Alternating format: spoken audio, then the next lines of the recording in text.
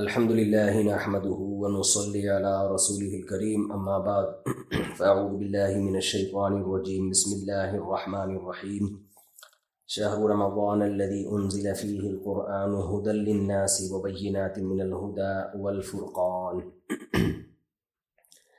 قرآن مجید کی ایک آیت تلاوت کی ہے۔ اللہ تعالیٰ سے دعا ہے اللہ تعالیٰ صحیح طرح سے بات کہنے کی، سننے کی، سمجھنے کی اور پھر عمل کی اللہ ہم سب کو توفیق عطا فرمائے۔ کافی پڑھا لکھا طبقہ اور بزنس کمیونٹی سے متعلق کچھ افراد یہاں بیٹھے ہوئے ہیں۔ جب ہم مسجد میں بیان کرتے ہیں تو ہر طرح کا کراؤڈ ہوتا ہے، لیکن جب اس طرح کی گیدرنگ ہوتی ہے تو سلیکٹڈ لوگ ہوتے ہیں۔ تو آپ کے سامنے میں کیا بات کروں، آپ کو سب پتہ ہے۔ دیکھیے مسئلہ یہ ہے، اس وقت آیت تو میں نے پڑھی ہے رمضان سے متعلق۔ قرآن مجید کہتا ہے رمضان وہ مہینہ ہے جس میں ہم نے قرآن کو نازل کیا، ہدی للناس وبینات من الہدی۔ یہ کتاب ایسی ہے جس میں لوگوں کے لیے گائیڈنس ہے۔ یہ جو گائیڈنس ہے نا، یہ بڑا امپورٹنٹ لفظ ہے انسان کی زندگی کے لیے۔ قرآن کا یہ دعویٰ ہے کہ ہدایت، جس کو انگلش میں ہم گائیڈنس کہتے ہیں، اردو میں رہنمائی کہتے ہیں، قرآن کا یہ دعویٰ ہے کہ یہ رہنمائی صرف قرآن کے پاس ہے، قرآن کے علاوہ کسی کے پاس گائیڈنس ہے ہی نہیں۔ آپ کہہ سکتے ہیں کہ یہ تو عجیب سی بات ہے بھائی، گائیڈنس کیوں نہیں ہے؟ ہم گائیڈنس اپنے ماں باپ سے لیتے ہیں۔ جی اچھا، اب میں گائیڈنس ان سے لے رہا ہوں کہ نہیں لے رہا؟ کیا خیال ہے؟ ریکارڈنگ کی گائیڈنس ان سے، کاروبار کی گائیڈنس ہم دوسرے لوگوں سے لیتے ہیں،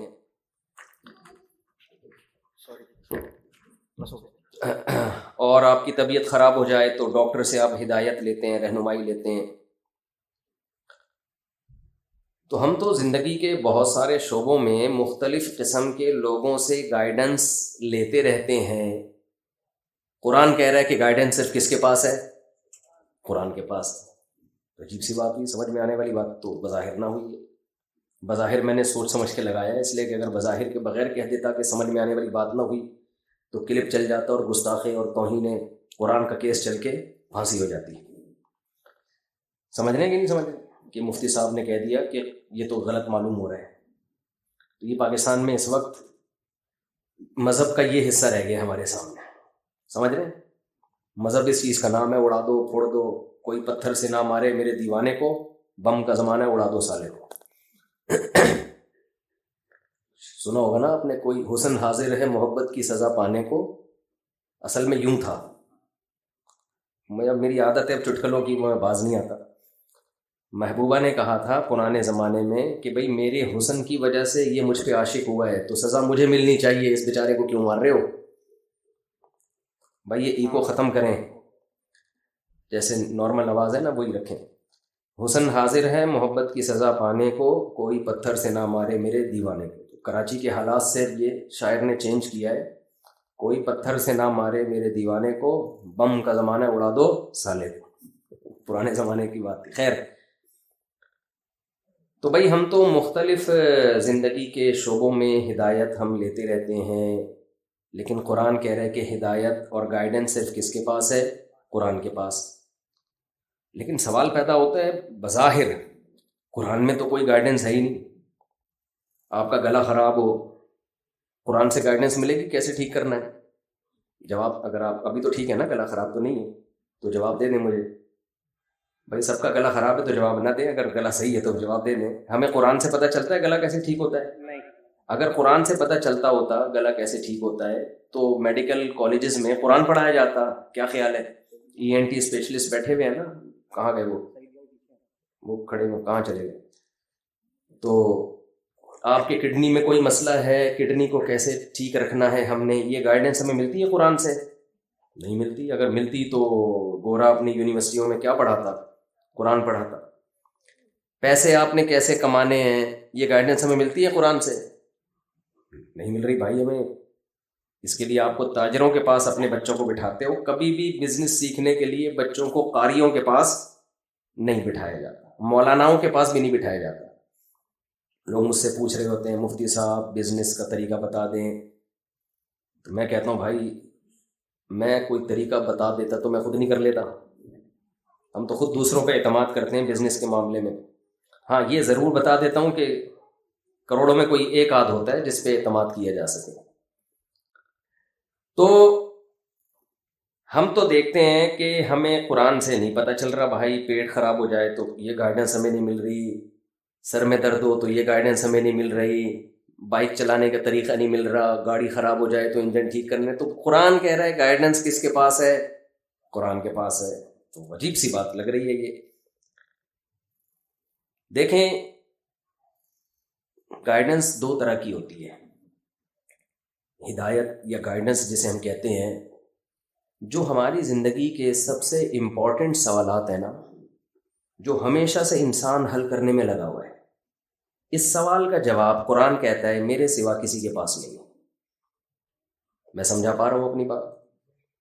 دیکھیں جب بھی ہم بلوغت کی دہلیز پہ قدم رکھتے ہیں, دماغ استعمال کرنا شروع کرتے ہیں, ایک سوال ہمیں بار بار کلک کرتا ہے لیکن ہم اس کو کچل دیتے ہیں, کہتے ہیں چھوڑو یار اس بحث میں نہیں پڑو. وہ سوال یہ کہ ہم کیوں ہیں, یہ سب کیوں سجایا گیا, یہ گلشن, یہ انسان کو کیوں بنایا گیا, یہ کائنات کو کیوں ڈیزائن کیا گیا, یہ کیوں زمین سورج کے گرد گھوم رہی ہے, پھر سورج کہیں اور زمین کو لے کے گھوم رہا ہے, پھر یہ درخت, یہ پودے, یہ تتلیاں, یہ شیر, یہ چیتے, یہ لومڑیاں, یہ ظلم, یہ عدل, یہ رحم, یہ سخت دلی, سب چیزیں دنیا میں مکس چل رہی ہیں کہ نہیں چل رہی ہیں. تو یہ سب ہے کیوں, اس کی ریزن کیا ہے؟ ہماری زندگی کا سب سے امپورٹنٹ سوال یہ ہے جسے ہم سائڈ پہ رکھ کے اپنی زندگی گزارتے ہیں. سائڈ پہ رکھنا اس لیے ضروری ہے کہ لائف کو انجوائے پوری طریقے سے انسان جب ہی کر سکتا ہے جب اس سوال میں پڑھنے کی ٹینشن نہ لے. وہ اگر آپ اس سوال کے جواب میں پڑھنے کی ٹینشن لیں گے تو بہت ساری پیچیدگیاں پھر زندگی میں کھڑی ہو جائیں گی کہ ہم کیوں ہیں. یہ سوال جو ہے نا, میں آسان سی مثال سے بات سمجھاتا ہوں. آپ کو کسی کمپنی نے پروجیکٹ دے کے امریکہ بھیجا بزنس کلاس میں, اس میں کچھ ڈاکٹرز بھی تھے, کچھ انجینئرز تھے, وہاں ایک بلڈنگ بنانی تھی. ڈاکٹروں کا کام یہ تھا کہ یہاں جو بیمار ہو جائیں گے تو وہ ٹھیک کرنا ہے آپ نے ان کو. جو سول انجینئر تھے میپ بنانا ہے, کچھ دوسرے انجینئر تھے انہوں نے یہ کرنا ہے وہ کرنا ہے. پورا پروجیکٹ دے کے پوری تیاری کر کے اور پیسے ویسے بھی آپ کی پینٹ میں ڈال دیے کہ وہاں کھاؤ پیو, کوئی ٹینشن نہ ہو. کام آپ کا کیا ہوگا, یہ پروجیکٹ ہمیں 1 سال میں کمپلیٹ کرنا ہے. اب آپ گئے امریکہ گئے تو ایک الگ دنیا نظر آئی. وہاں نائٹ کلب بھی, وہاں شراب, یہاں پھر بھی انسان چھپ چھپا کے جا رہا ہوتا ہے. میں افریقہ میں نے نائٹ کلب دیکھے تو میں نے کہا ان سے تو ہمارے چائے کے ہوٹل اچھے ہیں. غریب ملکوں میں بھی نائٹ کلب بنائے ہوئے ان لوگوں نے. غیر مسلموں میں تو نائٹ کلب لازمی ہے لیکن غریبوں والے نائٹ کلب ہیں. تو جہاں اسلام نہیں ہوگا تو نائٹ کلب زندگی کا حصہ, شراب کباب, کیونکہ پھر لائف کا مقصد انجوائمنٹ کے بغیر کچھ بچتا نہیں ہے. تو اب آپ وہاں گئے, آپ نے ایک عجیب دنیا دیکھی. یار یہ تو علی رنگینی ہے, یہاں تو شراب بھی ہے, زنا بھی ہے, عیاشی بھی ہے, کوئی ٹینشن نہیں ہے. جیسے بچے بگڑ جاتے ہیں نا باہر ملکوں میں, ابا پیسے دے کے بھیجتے ہیں یونیورسٹی میں پڑھ لینا, اتنے سیمسٹر کی فیس میں دے چکا ہوں. بچہ وہاں جا کے عیاشیوں, کئی بچے ہم نے دیکھے ہیں بگڑے ہیں وہاں جا کے. ابا نے پڑھائی کے لیے بھیجا, وہ پڑھائی کے علاوہ دوسرے کاموں میں لگ گئے. اب جب ان کو کوئی بار بار یاد دلائے گا کہ بیٹا تم یہاں آئے نہیں ہو, تمہیں یہاں بھیجا گیا ہے, کتنے پروٹوکول کے ساتھ بھیجا ہے, ورنہ پاکستان میں لوگ ترس رہے ہیں باہر بھاگنے کے لیے, تمہیں کمپنی نے بھیجا. تو تم سوچتے نہیں ہو کہ تمہیں کیوں بھیجا گیا ہے. اب مجھے ایک بات بتائیے, عیاشی کس میں, سوچنے میں ہے یا نہ سوچنے میں؟ نہ سوچنے میں مزے آ رہا ہے. چھوڑا یار دیکھیں گے, دیکھا جائے. سوچنے میں تو ٹینشن ہے, کیوں بھیجا, مقصد کیا تھا, باؤنڈ ہو جاؤ گے آپ.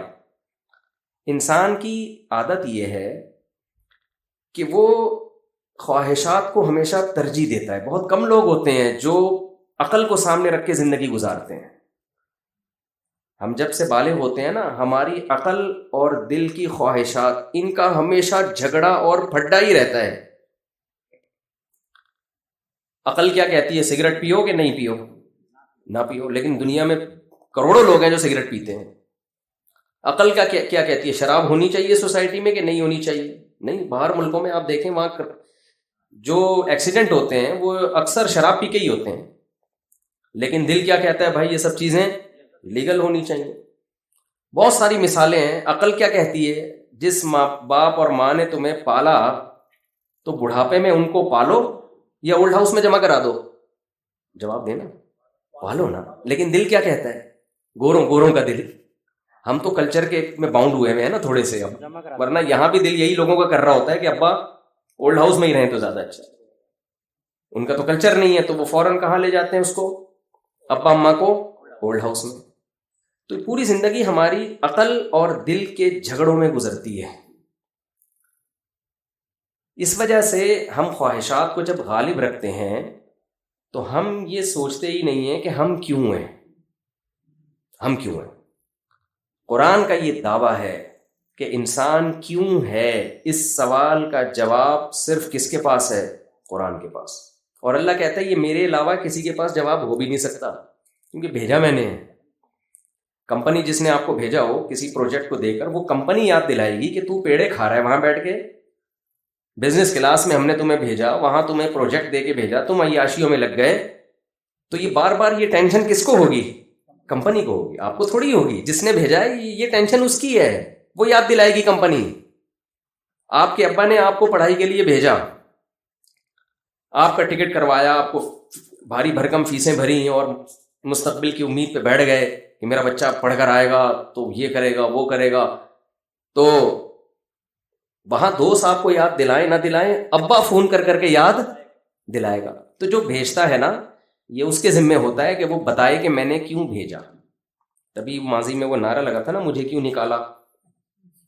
تو میں جواب میں کہتا بھائی جس نے نکالا ہے اس سے پوچھو. ہم نے نکالا ہوگا تو ہم کہیں گے نا. جو کام کرتا ہے تو کام کرنے والے سے پوچھا جاتا ہے کہ آپ نے یہ کام کیوں کیا. جس نے کیا ہی نہ ہو. اکثر میں ایک چٹکلا سناتا ہوں. ایک بہت موٹے تازے آدمی کا انتقال ہو گیا، تو اب جنازے کو کندھا دینا بڑا مشکل تھا نا، بھاری تھا. تو اب اس کے بچے بول رہے ہیں بھائی کندھا دو، تو وہ کہہ رہے ہیں ہم نے تھوڑی مارا ہے ہم کیوں کندھا دیں. تو جس نے کام کیا ہوتا ہے، کام کی ریزن اس سے پوچھی جاتی ہے. آپ نے بچوں کو لڑائی کرتے ہوئے دیکھا ہوگا، گھر میں کوئی چیز ٹوٹ جاتی ہے، ماں باپ ایک بچے کو بلاتے ہیں بیٹا تم نے کیوں توڑا. وہ فوراً دوسرے پہ ڈالے گا میں نے نہیں توڑا، اس نے توڑا ہے. وجہ کیا ہے؟ کیوں کا جواب وہ کنورٹ کر دیتا ہے کہ پہلے یہ ثابت ہو جائے نا کہ میں نے نہیں توڑا، تو پھر مجھ سے یہ سوال بنے گا ہی نہیں کہ کیوں توڑا. تبھی وہ دوسرے پہ ڈال رہے ہوتے ہیں اس نے توڑا ہے، تاکہ یہ سوال کہ کیوں توڑا یہ مجھ سے نہ پوچھا جائے. یہ کس سے پوچھا جائے؟ اس سے پوچھا جائے. تو جو کام کرتا ہے اس سے پوچھا جاتا ہے آپ نے یہ کام کیوں کیا.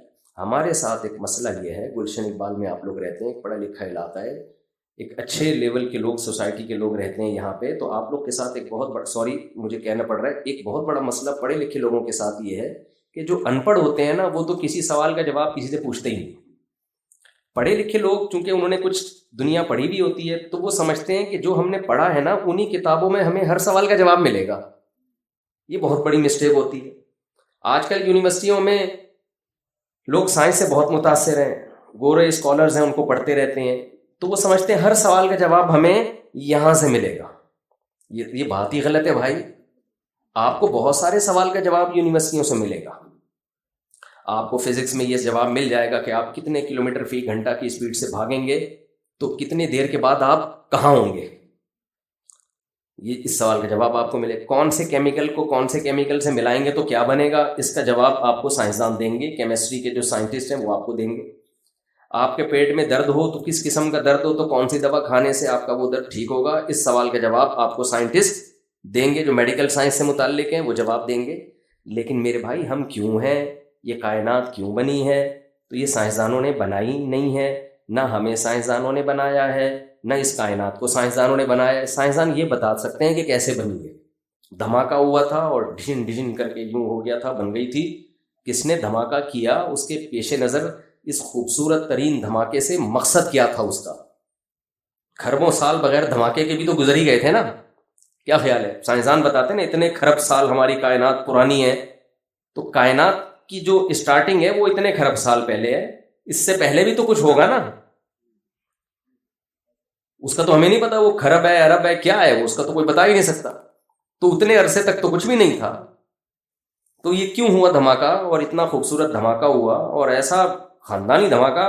کراچی میں تو دھماکے ہوتے ہیں اس سے تو تباہی بربادی ہو جاتی ہے. آپ دیکھ رہے ہیں جتنے بھی دنیا میں دھماکے ہوئے ہیں، آج تک کوئی خوبصورت نظام اس دھماکے سے وجود میں آیا؟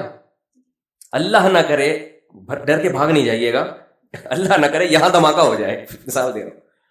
تو آپ کا کیا خیال ہے، اس بوتل کا ڈھکن اگر نیچے ہوگا تو اس دھماکے کے نتیجے میں یہ ہو سکتا ہے کہ دھڑام سے بوتل پہ آگے ہو جائے؟ یہ تو ہو سکتا ہے کہ ڈھکن اڑ کے دور گرے اور بوتل کا پانی باہر ہو جائے اور سب دائیں بائیں ہو جائے، سارا سیٹ اپ تباہ و برباد ہو جائے. ایسا نہیں ہو سکتا کہ ہم بوتلیں ادھر پڑی ہوئی ہوں، ڈھکن ادھر ادھر گرے ہوئے ہوں اور دھماکہ ہو اور یہ خوبصورت محفل جم جائے. تو ایسا دھماکہ نہیں. اور جو ماہرین ہیں وہ کہتے ہیں وہ جو بگ بینگ تھیوری ہے، یہ دھماکہ سیکنڈ کے کروڑواں حصے میں بھی اگر تھوڑا سا فرق ہو جاتا ہے نا، معمولی سا، تو یہ اتنا خوبصورت نظام وجود میں نہیں آتا. اور یہ جو کہتے ہیں جو زمین وجود میں آئی، پھر زمین میں پانی، پھر پانی سے پھر زمین کا 23 ڈگری جھک جانا، یہ سب ایسی خوبصورت کیلکولیشن ہے کہ ان میں سے اگر کچھ بھی کوئی بھی چیز نہ ہوتی تو یہ سب کچھ نہ ہوتا. مثال کے طور پر زمین سورج سے تھوڑا اور دور ہو جاتی تو ٹیمپریچر اتنا ڈاؤن ہو جاتا کہ زندگی نہ ہوتی. تھوڑا سا قریب ہو جاتی تو ہم سب تکے کباب بنے ہوئے ہوتے. کیا خیال ہے، اگر پیدا ہوتے، وہ تو ہوتے ہی نہیں پیدا، کباب بنے ہوئے ہوتے ہم سب. یعنی ایک ایک چیز انسانی حیات کے لیے سوٹیبل ہے، پرفیکٹ بالکل. پانی بھی، آکسیجن بھی، ٹیمپریچر بھی، پھر گریوٹی بھی، پھر چاند بھی. اگر چاند نہ ہوتا تو بھی بہت زمین آڑی ترچھی ہو جاتی ہے ہماری. 2 چاند ہوتے تو وہ زیادہ مسئلہ ہو زمین کو، جیسے کسی کی جڑواں بچے ہو جائے نا، بچے سنبھالنے کا تجربہ نہ ہو اور جڑواں ہو جائے. تو اتنی بہترین کیلکولیشن، اتنی بہترین کیلکولیشن جو زندگی کے لیے ضروری تھی. اچھا، میں نے ایک دفعہ اس پہ بیان کیا کہ بھائی دیکھو یہ کچھ نہ ہوتا تو زندگی نہ ہوتی.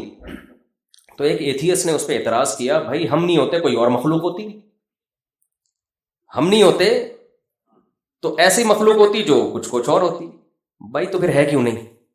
کسی اور سیارے پہ ایسی کوئی مخلوق ہے کیوں نہیں؟ یعنی ان کا مقصد یہ تھا کہ یہ انسان کے لحاظ سے یہ سب انوائرمنٹ نہیں بنی ہے، انوائرمنٹ کی وجہ سے انسان بنا ہے. یعنی یہ والی انوائرمنٹ نہ ہوتی تو کوئی اور مخلوق بن جاتی. ایسا نہیں ہے. وَجَعَلْنَا مِنَ الْمَاءِ كُلَّ شَيْءٍ حَيٍّ، قرآن کہتے ہیں ہم نے ہر جاندار چیز کو کس سے بنایا؟ پانی سے. تو پانی سے ہر جاندار چیز کو ہم نے بنایا ہے. تو یہ انوائرمنٹ حیات کے لیے ضروری نہیں، انتہائی ضروری تھی. یہ کیلکولیشن آٹومیٹیکلی کسی حادثے کا نتیجہ بولیں نہیں ہو سکتا. پھر کتنی چیزوں کو آپ حسن اتفاق سے مانو گے؟ ہم کہتے ہیں نا بھائی حسن اتفاق ہے، کیسا ہو گیا، یوں ایک سیل بنا، پھر یہ ہوا، پھر یہ ہوا، پھر یہ ہوا، وغیرہ وغیرہ. وہ تو پورا لمبا چوڑا سیٹ اپ ہے ان کے پاس. یہ بار بار نہ ہلیں جلیں نہیں، پھر بہت ڈسٹربنس ہوتی ہے. ہاں جی. تو یہ کہتے ہیں نا حسن اتفاق سے یہ سب کچھ ہو گیا. میں اکثر اس کی ایک مثال دیتا ہوں. حسن اتفاق سے یہ تو ہوتا ہے کہ آپ نے کسی سے کروڑوں روپے قرضہ لیا تھا اور بھاگے، آپ جس بس میں چڑھے اتفاق سے وہ بھی اسی بس میں تھا. آپ نے مکان علاقہ چھوڑ کے کہیں اور گئے، پتہ چلا پڑوس میں بھی. یعنی قبح اتفاقات تو بہت ہوتے ہیں، ایسے حسن اتفاق نہیں ہوتے کہ آپ نے کسی سے 1 کروڑ روپے لیے، جیسے ہی لیے اس کا انتقال ہو گیا، وہ آپ کے ہو گئے 1 کروڑ. پھر آپ نے اس سے 1 کروڑ روپے قرضہ لیا، اگلے دن جس سے قرضہ لو ساری دنیا مر جائے گی، وہ نہیں مرتا. وہ نہیں مرے گا. یہ تو خیر سمجھانے کے لیے مثال دے رہا ہوں. تو لا آف چانس، کچھ چیزیں بائی چانس ہو جاتی ہیں نا. تو یہ کیسی بائی چانس کچھ چیزیں ہو گئی ہیں کہ ایک سیل وجود میں آیا جس کی جو ترکیب ہے اتنی پیچیدہ ہے کہ کروڑوں سال میں جا کے اس بات کا سائنسدان کہتے ہیں امکان ہے کہ شاید کوئی ایسا سیل بن جائے، جبکہ بے شمار سائنسدان اس کا انکار کر رہے ہیں کہ خربوں سال میں بھی نہیں بن سکتا. چلو فرض کر لیا اتفاق، حسن اتفاق سے ایک بن گیا. پھر حسن اتفاق سے اس میں ایسے سافٹ ویئر انسٹال ہو گئے کہ وہ 1 کے 2 بھی ہو رہا ہے، 2 کے 4 بھی ہو رہے ہیں. پھر حسن اتفاق سے، اتنی اردو تو آتی ہے نا، حسن تو سمجھتے ہی ہوں گے سب لوگ، اتفاق رہ گیا. تو کہ وہ پانی میں ایک مخلوق وجود میں آ گئی. پھر وہ مخلوق باہر جھانکتی تھی، ایک دن اس نے نکل کے باہر آنا سیکھا تو باہر کے انوائرمنٹ سے متاثر ہوئی، تو باہر کے انوائرمنٹ سے متاثر ہو کر پھر وہ باہر ہی انجوائے کرنے لگی. اس کے سارا باڈی کروڑوں سال میں باہر کے حساب سے ہو گئی. پھر وہ بھائی بس کر دو، نہیں ہو سکتا ایسا. کیسی یہ کیلکولیشن ہے؟ پھر نر مادہ کیسے بن گئے، مرد اور عورت کیسے بن گئے؟ اور نر اور مادہ کا ملاپ اولاد پیدا کرنے کے لیے نہیں ہوتا. فطرت نے ان کے دل میں مرد اور عورت میں یا نر اور مادہ میں اٹریکشن کسی اور، ان کا کوئی اور مقصد ہوتا ہے، اس سے ریزلٹ فطرت لے رہی ہوتی ہے گروتھ کا، نسل بڑھانے کا، جو بالکل دونوں ایک دوسرے سے کیا ہیں، ڈفرنٹ ہیں. یعنی کوئی جنگل میں پیدا ہونا اور اس کو بتایا جائے کہ تمہاری جو فیمیل کی طرف رغبت پیدا ہو رہی ہے، اس کا ریزلٹ یہ ہوگا کہ نسل بڑھے گی، وہ کبھی بھی نہیں مانے گا اس کو. وہ کہے گا اس کا نسل سے کیا تعلق ہے. لیکن فطرت کیا کرتی ہے، نیچر کیا کرتی ہے، جانوروں میں بھی اس نے یہ جذبہ رکھا کہ اس کا رزلٹ بالکل ایک ڈیفرنٹ ہے، اور ان کا مقصد بالکل ایک الگ مقصد ہوتا ہے، اپنی خواہش بھوک مٹانا ہوتا ہے. اس بھوک کے ذریعے کام کیا ہو رہا ہے، بالکل ایک الگ نسل کی حفاظت کی جا رہی ہے. تو آپ کتنی چیزوں کو اتفاق سے مانو گے بھائی. اور آنکھیں یہاں جڑ گئیں، کان یہاں لگ گئے، زبان یہاں لگ گئی، زبان میں ایسے سینسر کہ آپ 20 ذائقے محسوس کر. میں بار بار ایک چیز بیان میں کہتا ہوں کہ ہمارا دماغ دیکھتا ہے، ہمارا دماغ سنتا ہے، ہمارا دماغ بولتا ہے، ہمارا دماغ سونگھتا ہے، ہمارا دماغ ہر چیز کا احساس دلاتا ہے.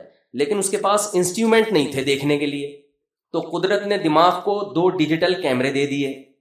دیکھنے کا جب تمہارا دل کرے تو تمہیں یہ آلات ہیں. جیسے کسی ڈاکٹر کو آپ انسٹرومنٹ پکڑا دیتے ہیں کہ مریض کا گلا چیک کرنا ہے تو یہ دانت چیک کرنے ہیں، الٹرا ساؤنڈ کی یہ مشین ہے، تو ڈاکٹر انسٹرومنٹ کے بغیر، آلات کے بغیر وہ بیچارہ ناکارہ ہے نا.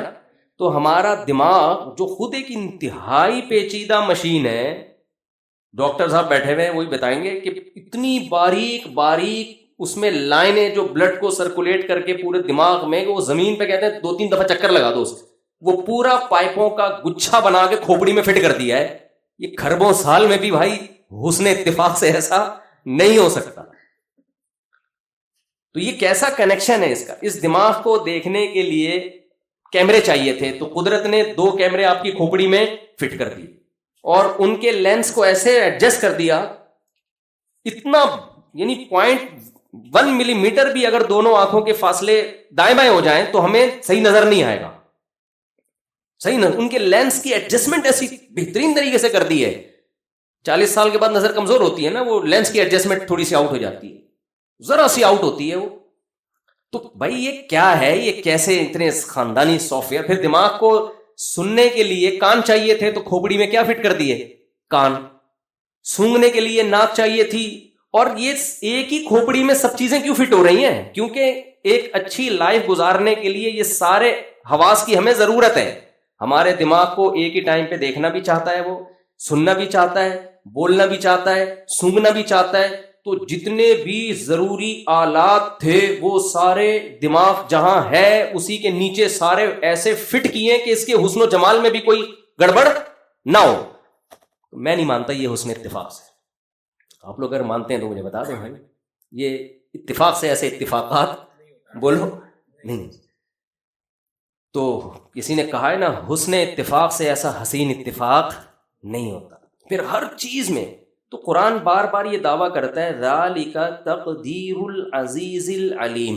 یہ بہت اہم آیت ہے قرآن کی. تقدیر عربی میں کسے کہتے ہیں؟ اندازہ، کیلکولیشن، مینجمنٹ. یہ تمام چیزوں پہ تقدیر کا لفظ عربی میں صادق آتا ہے. یعنی جو چیز اتفاق سے ہو نا، جو بے تکی ہو، اس کی جو اپوزٹ ہے وہ کیا ہے؟ تقدیر، یعنی مقدر، ایک کیلکولیشن کے ساتھ کسی چیز کو ایڈجسٹ کرنا. ان تمام معنوں میں عربی کا یہ لفظ استعمال ہوتا ہے جسے ہم کیا کہتے ہیں؟ تقدیر. یہ وہ تقدیر نہیں ہے جو ہم کہتے ہیں نا تقدیر میں لکھا ہوا ہے، وہ الگ چیز ہے. یہ جو تقدیر ہے نا، تقدیر یہ ہے جو قرآن میں تقدیر العزیز العلیم کا لفظ، قرآن میں ایک ہی لفظ مختلف جگہوں پر مختلف معنی میں استعمال ہوا ہے نا. جیسے ہم اردو میں بھی ظالم کا لفظ جب ہم ویسے ہی بولتے ہیں تو ظالم کا مطلب ظلم کرتا ہے، لیکن شاعری میں ظالم کا مطلب ظالم نہیں ہوتا. حسینہ جو ہوتی ہے نا محبوبہ، اس کو ظالم کہا جاتا ہے. اگر اس کو کوئی عادل کہہ دے تو وہ پھر اس کے حسن کی تعریف نہیں کی آپ نے. ظالم کا مطلب ہے، اب یہاں سارے ظالم کا مطلب کیا ہے بھائی؟ جو جس سے آپ کو عشق ہو جائے تو وہ ظالم ہی ہوتا ہے نا. اگر وہ عادل ہے تو اس کا مطلب تو اس نے تو آپ کو کوئی تکلیف ہی نہیں دی، اس کے حسن پہ آپ کوئی ٹینشن ہی نہیں لے رہے. تو ٹینشن ظالم دیتا ہے نا، عادل تھوڑی ٹینشن دے. تو یہ شاعروں کی اپنی اصطلاحات ہوتی ہیں. ہم دیکھتے ہیں ایک ہی لفظ ایک ہی زبان میں مختلف جگہوں پہ مختلف معنی میں وہ استعمال ہوتا ہے. تو قرآن میں بھی ایسا ہی ہے، ایک لفظ ایک جگہ کسی اور معنی میں ہے. قرآن میں ظلم کا لفظ بھی ایسے، وَلَمْ تَظْلِمْ مِنْهُ شَيْئًا. قرآن کہتا ہے وہ ایک باغ تھا جس کا درخت پھل دیا کرتا تھا اور ظلم نہیں کرتا تھا. تو وہاں ظلم کا مطلب ظلم نہیں ہے، ظلم کا مطلب پھلوں میں کمی نہیں کرتا تھا. تو مختلف معنی میں قرآن کے الفاظ مختلف. تو جب ہم یہ آیت پڑھتے ہیں ذَلِكَ تَقْدِيرُ الْعَزِيزِ الْعَلِيمِ، یہ بہت امپورٹنٹ آیت ہے. قرآن میں نا سورہ یاسین میں اللہ نے ستاروں سیاروں کا تذکرہ کیا اور کہا لَلشَّمْسُ يَنبَغِي لَهَا أَن تُدْرِكَ الْقَمَرَ وَلَا اللَّيْلُ سَابِقُ النَّهَارِ كُلٌّ فِي فَلَكٍ يَسْبَحُونَ. یہ جتنے ستارے سیارے ہیں آسمان میں ایک مخصوص دائرے میں یسحبون، تیرتے چلے جا رہے ہیں. میں سمجھا پا رہا ہوں اپنی بات؟ یہ جو نظام ہے نا پورا، یہ تیر رہے ہیں. حالانکہ پانی تھوڑی ہے جو تیر رہے ہوں گے. تیرنے کا لفظ اسموتھلی، بالکل، یعنی ایسا نہیں ہے کوئی اسپیڈ بریکر آ رہا ہو یا کوئی تھوڑا سا یوں ہل گئے ہوں، آگے ہوائیں تیز آئی ہوں تو یوں ہو گئے ہوں. بالکل جیسے کوئی سوئمر بہترین تیرتا ہوا جا رہا ہوتا ہے، بالکل ایسے ہی یہ سب کے سب ایک مخصوص دائرے میں تیر رہے ہیں. تو قرآن نے یہ دعویٰ کر کے کہا یہ حسن اتفاق نہیں ہے، یہ خود بخود نہیں ہوا. ذَلِكَ تقدیر، یہ مینجمنٹ ہے، کیلکولیشن ہے. اب تقدیر کا مطلب سمجھ میں آیا کہ یہ تقدیر، یہ اپوزٹ ہے، کوئی کام اتفاق سے ہو جائے. تو اللہ کہہ رہے یہ اتفاق سے نہیں ہو رہا، یہ مینجمنٹ ہے، یہ کیلکولیشن ہے. باقاعدہ کس سیارے کو، کس ستارے کو کتنی اسپیڈ پہ کس مدار میں دوڑنا ہے تاکہ یہ نظام کائنات چلتا رہے. پھر زمین کو جو 23 ڈگری جھکا کے گھما دیا، ہر چیز میں قرآن کہہ رہا ہے یہ نہیں ہو سکتا. تم اس میں جب غور کرو گے تمہیں پتہ چلے گا یہ کیلکولیشن ہے. اور قرآن پھر آگے یہ دعویٰ کر رہا ہے یہ کیلکولیشن بھی کسی معمولی ذات کی طرف سے نہیں ہے. جب تم اس میں غور کرو گے تمہارے سامنے 3 چیزیں نکل کے آئیں گی. ہم جب کائنات میں غور کرتے ہیں نا تو ہم یہاں تک غور کرتے ہیں کہ یہ بوتل کیسے بنی اور اس پہ ڈھکن کیسے لگا اور اس کے اندر کیا ہے. اس سے آگے نہیں جاتے کہ یار اس کو کس کمپنی نے بنایا. دنیا میں تو ہم چلے جاتے ہیں، یعنی دنیا میں تو ہم چلے جاتے ہیں اس کو کس کمپنی نے بنایا اور کیوں بنایا وغیرہ وغیرہ. لیکن جب ہم اس کائنات میں غور و فکر کرتے ہیں تو کیسے بنی اس میں تو غور ہوتا ہے. بنانے والا کون ہے اور اس کی کیا صفات ہو سکتی ہیں، اس سوال کو ایسے پی جاتے ہیں جیسے آپ دوسری شادی کرتے ہوئے پکڑے جائیں اور بیگم آپ سے پوچھ لے کہ میں نے سنا ہے کہ آپ نے کر لی. تو آپ کی حالت کیا ہوتی ہے؟ آپ کوشش کرو گے ٹاپک چینج ہو، ٹاپک چینج ہو، گھماؤ گے ادھر ادھر، بھائی کیا شادیوں کے علاوہ کوئی اور بات نہیں آتی بیگم تمہیں. تو دنیا اس سوال کو پی رہی ہے، جبکہ قرآن سب سے زیادہ فوکس اسی سوال کو کرتا ہے. ان فی خلق السماوات والارض واختلاف اللیل والنہار لآیات لأولی الالباب. اللہ کہتے ہیں زمین اور آسمان کے بنانے میں، دن رات کے عدلنے بدلنے میں، اور یہ ساری چیزوں میں عقل مندوں کے لیے بڑی بڑی نشانیاں ہیں. بھائی نشانیاں عقل مندوں کے لیے ہیں تو وہ ان نشانیوں میں غور کر کے رزلٹ کیا نکالتے ہیں؟ آپ کہہ سکتے ہو انگریزوں نے ان نشانیوں پہ غور کر کے رزلٹ یہ نکالا کہ ہم سورج تک کیسے پہنچ سکتے ہیں، ہم چاند تک کیسے پہنچ سکتے ہیں. یہ رزلٹ نکالنے پر بھی اللہ کی طرف سے کوئی پابندی نہیں ہے. یہ گائیڈنس آپ کو مل جائے گی سائنسدانوں سے. قرآن کسی اور گائیڈنس کی بات کر رہا ہے. قرآن کہہ رہا ہے جب جو اس کائنات میں غور کرتے ہیں تو وہ اس نتیجے تک پہنچتے ہیں ربنا ما خلقت ھذا باطلا، اے اللہ تو نے یہ سب بیکار پیدا نہیں کیا، ایویں ہی نہیں پیدا کر دیا ہے ایویں.